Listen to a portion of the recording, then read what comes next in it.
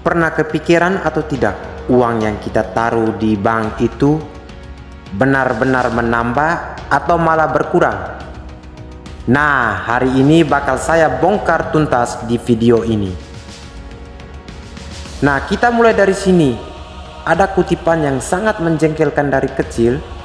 Kita sudah dicuci otak kita untuk menabung di bank. Ayo, mengaku sajalah. Ingat tidak pas umur 17 tahun, orang tua kita ataupun guru-guru kita suruh kita buat KTP. Salah satunya adalah biar kita bisa menabung di bank. Oke, kita masuk yang pertama. Saya akan bedah mitos-mitos menabung di bank, anggapan-anggapan kita selama ini, fakta atau mitos menabung di bank itu. Tapi sebelum saya bicara yang jelek-jelek, saya mau meluruskan bahwa menabung di bank itu tidak salah ya. Justru itu penting sekali, terutama buat dana darurat dan kebutuhan sehari-hari. Butuh uang cepat, tinggal gesek di ATM, praktis dan simpel. Tapi pertanyaan yang sekarang, apa iya uang kita benar-benar bertambah? Cuma diamankan di dalam rekening? Daripada kita nebak-nebak, mendingan kamu hitung bersama saya saja. Biarkan angka yang berbicara saja. Oke, sekarang kita masuk ke intinya. Kita akan hitungan pahitnya. Kita terbuka sajalah. Jujur-jujur sajalah.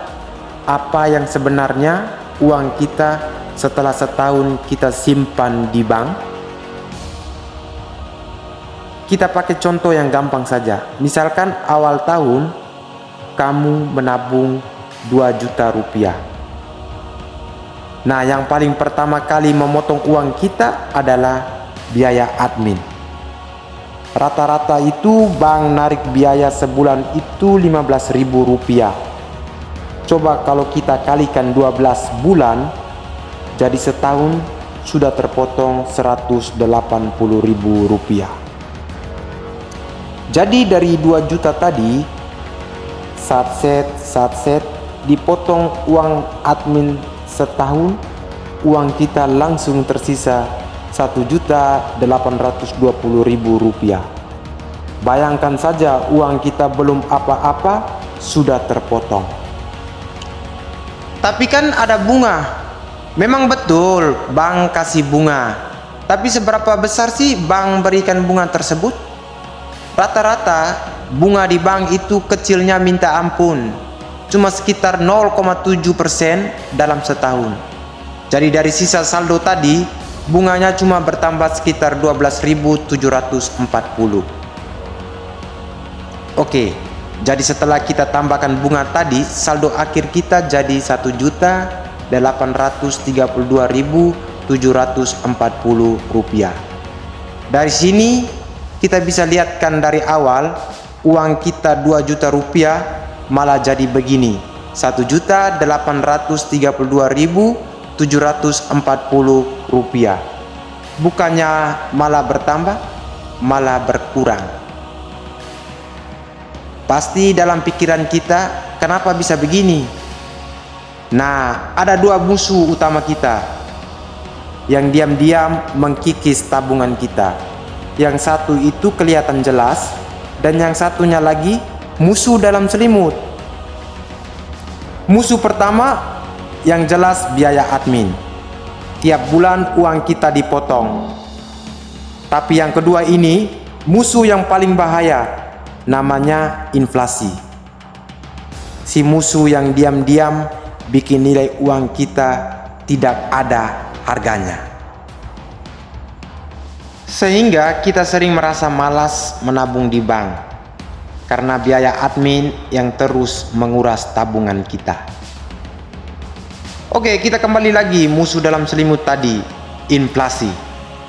Apa itu inflasi? Oke, gampangnya begini.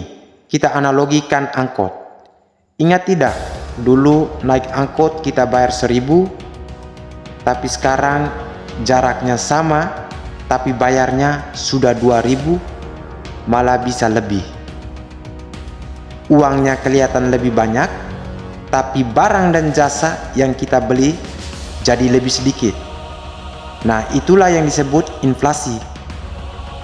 Oke, sekarang kita sudah tahu masalahnya. Lalu solusinya bagaimana nih? Apakah kita harus tabung? Eits, tunggu dulu. Jawabannya bukan itu. Kita cuma perlu strategi baru. Kita harus paham bedanya tabung sama investasi.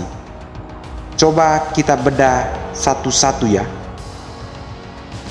Yang pertama, kalau menabung tujuannya bisa aman dan gampang diakses. Ini cocok sekali buat dana darurat. Tapi resikonya uang kita dimakan inflasi dan biaya admin. Nah, kalau investasi tujuannya beda. Tujuannya buat kumpul uang kita biar bisa lawan inflasi.